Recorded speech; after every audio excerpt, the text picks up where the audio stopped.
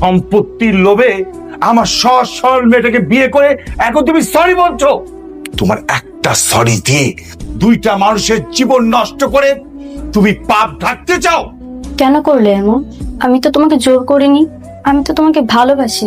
এই শুরু থেকে আমি তোমাকে ভালোবেসে এসেছি, আর তুমি আমার ভালোবাসার এই প্রতিদান দিলে। আমি নিরুপায় ছিলাম। চুপ, আর একটা কথাও বলবে না। তোমার সাথে কথা বলতেও আমার এখন ঘৃণা হচ্ছে। আজকে না অনেক আমার দোকানে আইছিল ওর নতুন বউ লইয়া। তোর দোকান আসছে কেন? কেন আইসে বুঝো না?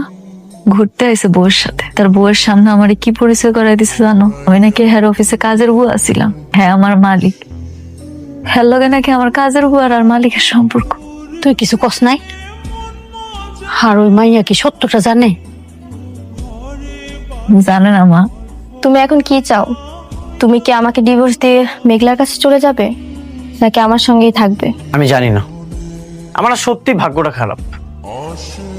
কি করব না করব কিছুই বুঝতে পারছি না।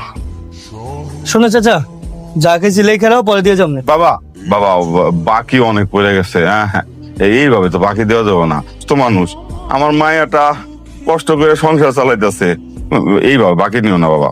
বুঝলাম না চাচা, এত পক পক করতেছো কেন? আর তোমার কাছে বাকি খাই কেডা? কেন বাবা বাকি কথা কয়ে গেল তুমি? আরে চাচা, এনে যে দোকানদারি করতেছো চান্দা দিবা না? বস্তি তোমার 1 বছর লেগে দিছে 1 লাখ টাকার জন্য। এখানে যে ব্যবসা করতেছো এটা চান্দা কে দিবে? তোর এত বড় সাহস আমার আব্বারে মারতেছস? তোর আব্বারে মারবো না কি করবো? তোর আব্বা আমার কাছে টাকা চাইলো কেন?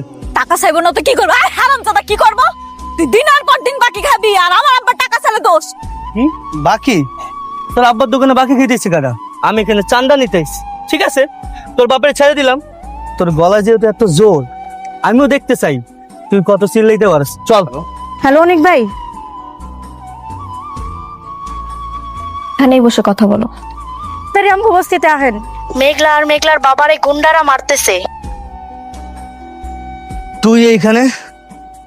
এদিন ভদ্রতা দেখিয়েছিলাম, এই জন্যই তোকে চান্দা দিয়েছিলাম। নেক্সট টাইম যদি এই দোকানের আশেপাশে তোকে আমি দেখি, ঠিক মতো হাসপাতালেও যেতে পারবি না।